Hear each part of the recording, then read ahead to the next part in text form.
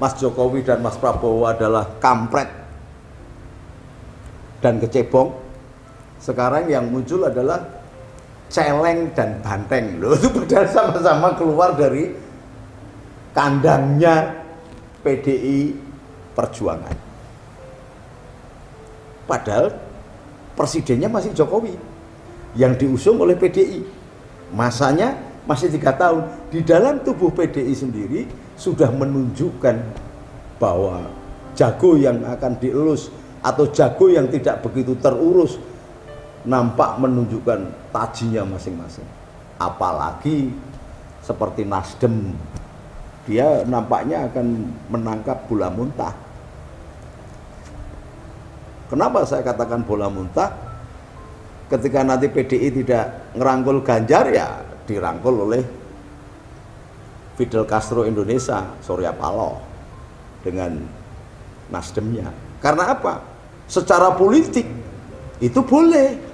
Karena politik itu tidak menggunakan akhlak agama, tidak menggunakan moral, tidak menggunakan akhlak atau norma-norma agama. Hukum pun kadang-kadang ditabrak, dia menggunakan fatsun politik. Loh, menggunakan fatsun. Fatsun itu ya pokoknya asu gede menang kerai. Wangger sing gede sing menang. Kata itu ngawur apa tidak ngawur, pokoknya asu gede menang kerai. Sing gede jekoke banter, cangkeme ombok, ya menang dia. Dan ini dipakai pada zaman SBY. Ingat, Gus Dur dijumpalikan pada partai PKB hasil muktamar di Bogor yang sah dihadiri oleh Dewan Tanfidnya dan Dewan Suronya, tapi dikalahkan oleh muktamar yang dipimpin oleh Cak Imin yang tidak dihadiri oleh Dewan Suro. Padahal ADART menunjukkan muktamar tanpa kehadiran Dewan Suro tidak sah. Tetapi karena ini politik, SBY lebih nyaman bergandengan dengan Cak Imin, dan Cak Imin juga tahu dia lebih nyaman bergandengan dengan SBY daripada dengan yang lain, maka sah-sah saja. Nah, kalau kita pakai norma, oh itu nggak bener, itu ponakan kok ngelabrak paman, oh itu bukan, politik itu ya begitu itu. Maka saya ketika orang-orang pada bingung bahwa Cak Imin menyalonkan Oma Irama, saya ketawa aja. Loh kok malah Gus? Iya, itu cerdas Cak Imin, saya bilang. Loh kok cerdas bagaimana? Lah iya, lah Oma Irama ini kan masanya banyak. Pada waktu itu Soneta adalah pelopor danduk rock, dan itu mendunia, malah sampai dapat gelar profesor segala, entah dari universitas mana di luar negeri. Itu profesor pendidikan apa profesor profesional saya juga nggak ngerti, tapi yang jelas kan singkatannya prof. Loh kok begitu gimana? Udahlah, tenang aja, Cak Imin itu orang cerdas. Cak Imin itu bisa mengerti strategi. Cak Imin sadar betul tentang politik. Maka dia mengolah fatsun politik yang kalau dalam bahasa norma pesantren orang-orang NU, kan PKB kan masanya orang NU. Orang-orang NU pesantren ya wah karuan, tapi secara politik no problem itu. Jangankan kok Oma Irama, Gus Dur yang memegang gelar 18 doktor di 18 universitas saja kayak kok sama Mohaimin, apalagi Oma Irama. Dan ternyata benar, Oma Irama kan akhirnya jadi sakit hati dan keluar dari PKB seanak-anaknya. Nah, ini politik. Nah, sementara kita memasang jago namanya Jokowi untuk menjadi Setiaki atau menjadi Bimo Kunting, fotokopi dari Bimo sendiri yang dulu pernah melakukan babat alas Wonomarto, melawan jin, setan, pariangan, demit, engklek-engklek, banaspati, tuyul sampai pocong.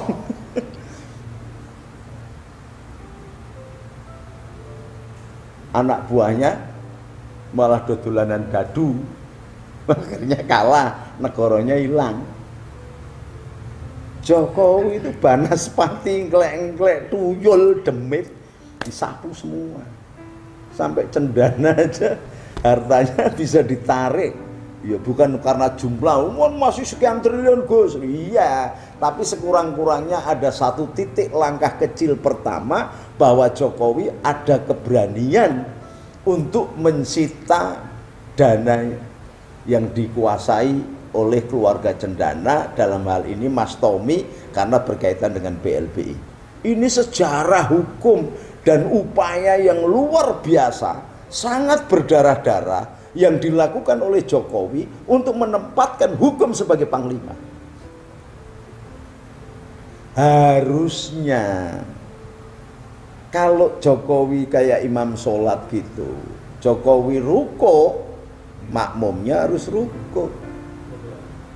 Kalau Jokowi sujud, makmumnya harus ikut sujud. Ketika Jokowi bilang waladhdallin, semuanya berjamaah mengucapkan amin. Ini ndak. Ketika Jokowi memasarkan Indonesia yang semula dianggap sebagai sebelah mata, zaman SBY aja ada 2 pulau kita yang direbut oleh Malaysia, Sipatan dan Ligitan apa namanya.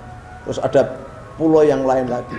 Sementara teritorial Natuna, teritorial yang berbatasan dengan Filipina di daerah Sulawesi sana, Sangir Talaut,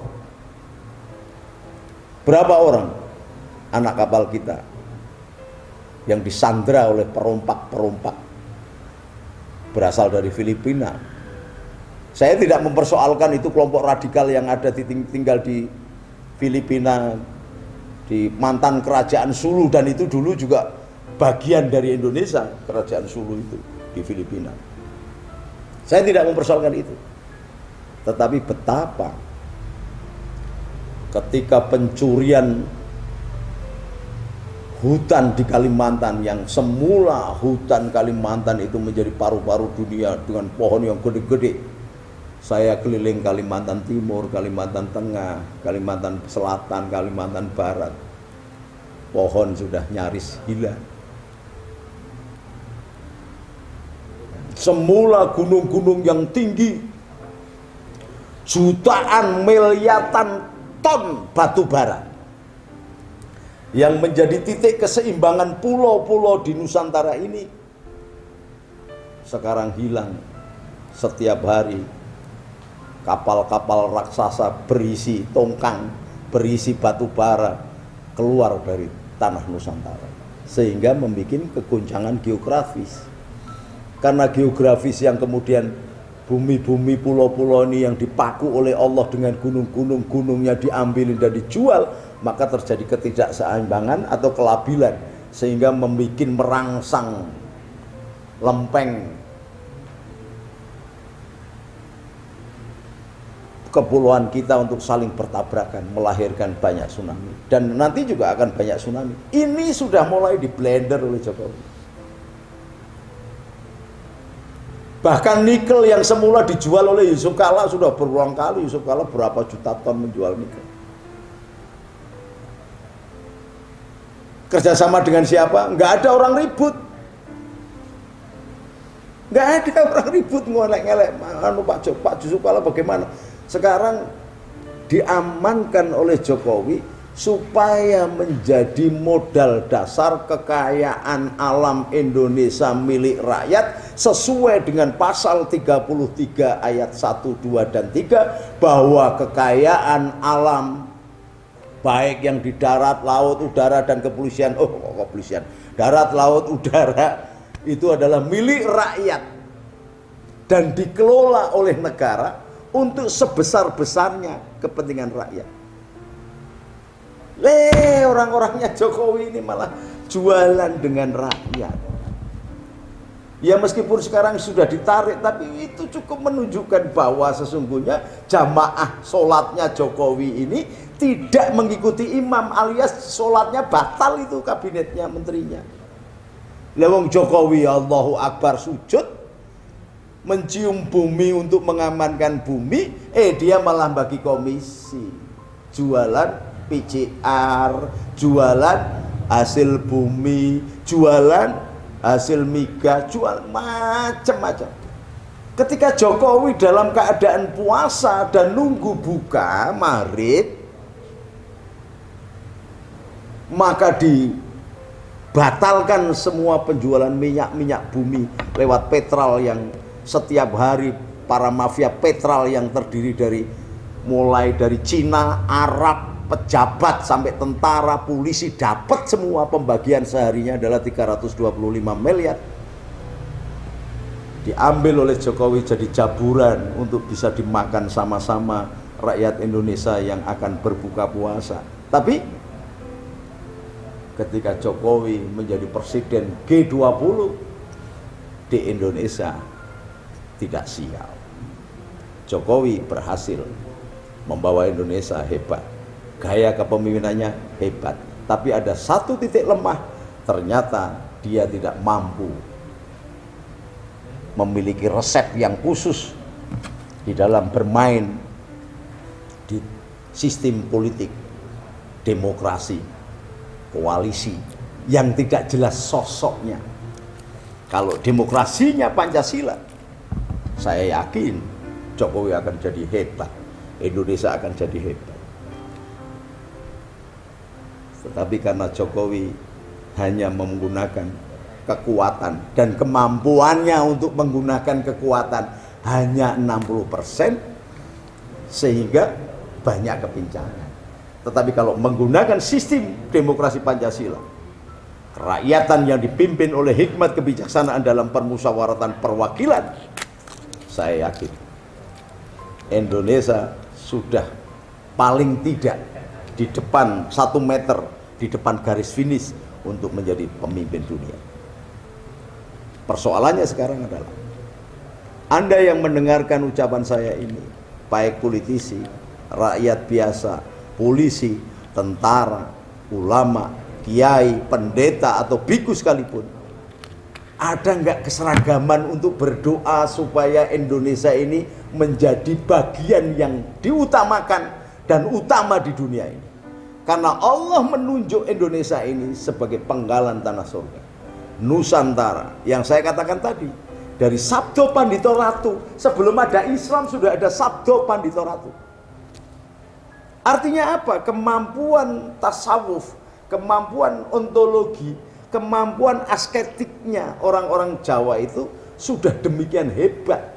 Ibaratnya ladang yang subur. Maka ketika ada bentuk-bentuk baru, hukum-hukum yang disempurnakan oleh Allah terhadap agama nabinya, al-yaumal akmaltu lakum, ngeklok.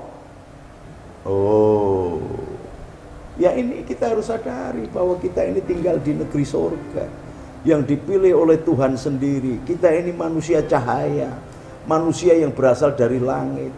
Masa kita terlalu kuat sekali terjebak di dalam kedagingan dan kedarahan kita? Mestinya harus ada titik kesadaran untuk kembali kepada nur. Allahu nurus samawati wal ard, masyalu nurihi kamiskati fiha misbah, al misbahu fi zujaja, al yujajatu ka'annaha kaukabun duriyu yuqatu min syajara mubarakatin zaitunatil la sarqiyati wala gharqiyah yakadu yaitu hayudi'u walau lam tamsasunar nurun ala nur. Kita manusia cahaya, harus lebih menuju kepada cahaya untuk berjalan kepada yang maha cahaya, Allah Subhanahu wa ta'ala, yang kemudian membumi lewat nur Allah dan nur Muhammad itu. Jokowi barangkali memiliki nur Allah, memiliki nur Muhammad yang besar, sehingga dia tidak urusan melakukan gerakan perjuangan, bukannya tidak melawan bahaya, bukannya tidak mengambil resiko. Resiko bagi dia adalah sebuah kabar gembira. Semakin gede risikonya, pasti akan semakin tinggi reward dan hasilnya. Ini kalkulasi khusus yang hanya dimiliki oleh seorang pemimpin. Dan saya hormat dengan Jokowi. Selamat jalan Mas Jokowi, barangkali 3 tahun lagi sampai tidak ketemu dengan saya dan tidak mendengar omelan-omelan saya. Tetapi percayalah, I love you full. Sampai ketemu lagi. Assalamualaikum warahmatullahi wabarakatuh.